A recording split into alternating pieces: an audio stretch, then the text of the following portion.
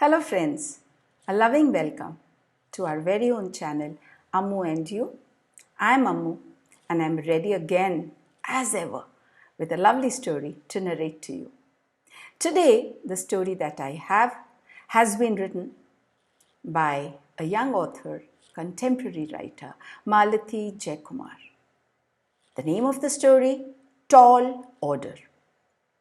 Chitra did not believe in love, neither at first sight nor after knowing someone for years. She relied on logic and common sense. Romance was for young daydreaming damsels, not for her who had her feet firmly on terra firma. Besides, she was far too busy with her job as a librarian and her other activities that included dedicating her spare time to an old age home near her place of work. But being an Indian woman in India, she had to listen patiently to parents, grandparents, aunts, and uncles who kept bringing up proposals and informal meetings with suitable boys. Most of these were disastrous, and as she crept closer to 40, her parents reluctantly acknowledged that their daughter was different. Preparing to leave for work, she grimaced at the mirror. A statisk 5 feet 11, clean scrubbed face without makeup, large, rather disconcertingly candid, brown eyes, a mouth that smiled far too easily, and a very frank and cynical attitude. Most men were rather awed by her size, though some did find her quite attractive, until she opened her mouth. Within a few minutes, they would squirm, baffled by her candid gaze and blunt manner. She had to admit she also liked to shock people, and at times she was deliberately outrageous. Oh well, she was quite happy with her place in the world. For the next 10 minutes, she was a whirlwind of activity. By the time she stepped out with 2 bags hanging from her shoulder and a few files cradled in her arms, she was running late. She pressed the lift button with her elbow and then ran out onto her left hand, reaching out to push the entrance door when it opened by itself, and she went lurching out to slam into what seemed like concrete.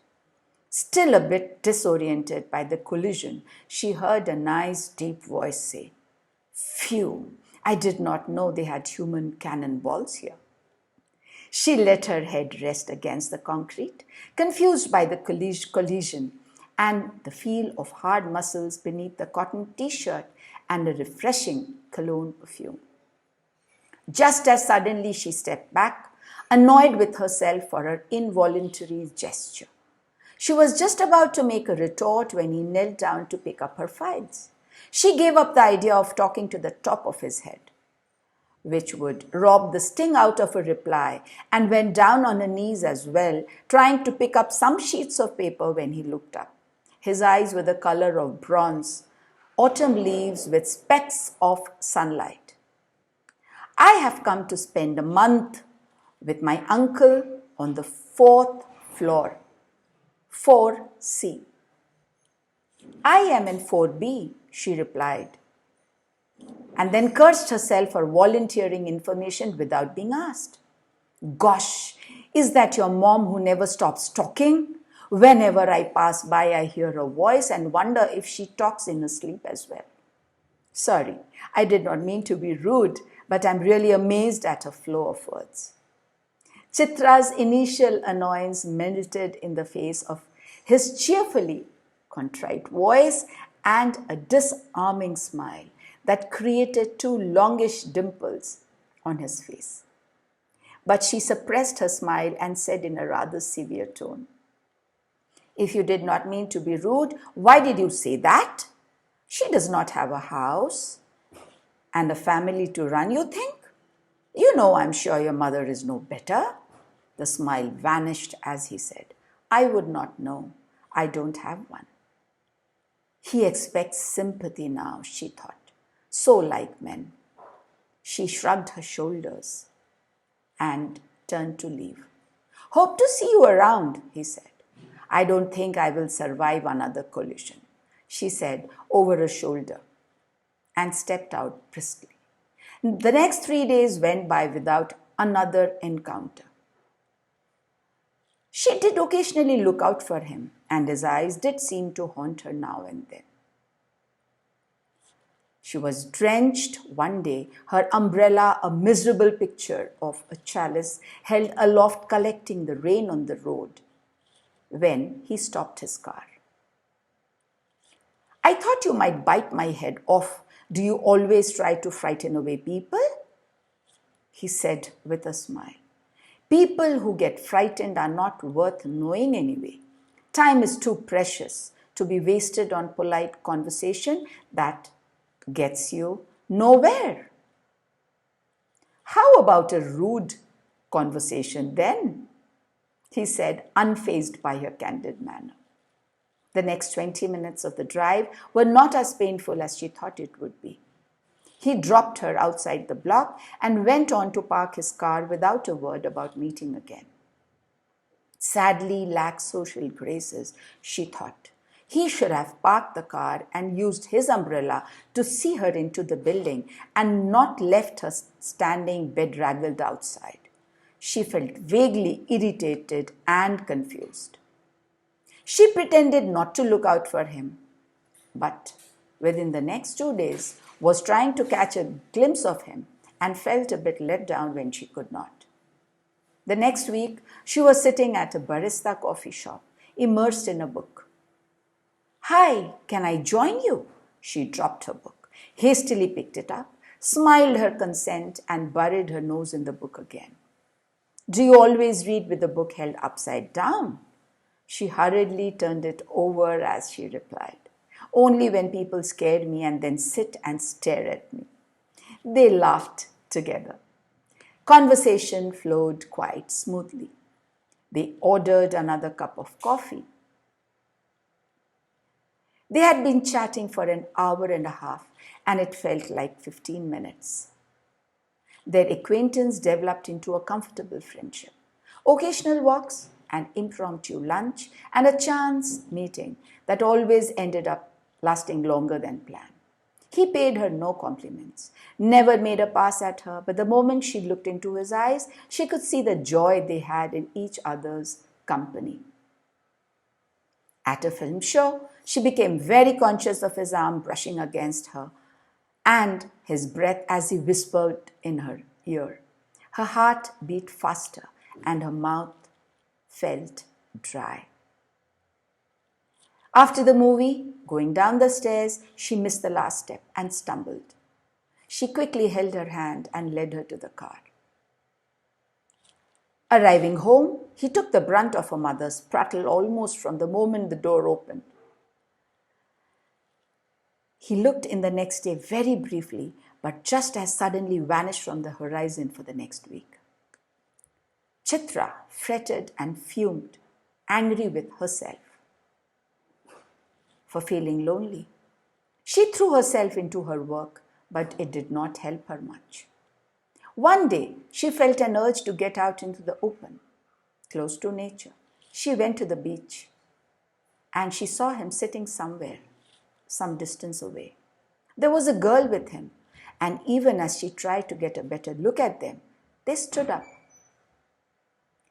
He had put a protective arm around her waist. Chitra felt a moment of intense pain, as if someone had just dealt her a body blow. She cursed herself. There had been nothing to suggest anything more than a friendship, so why should she feel hurt? She began to avoid him, and twice when they came face to face, she rushed away murmuring something as an excuse. It was at the coffee shop again, and he cornered her there. I've been trying to talk to you for the past so many days. I have just landed a good job in Bangalore. I have to leave next week. Congratulations, she said, faking cheerfulness.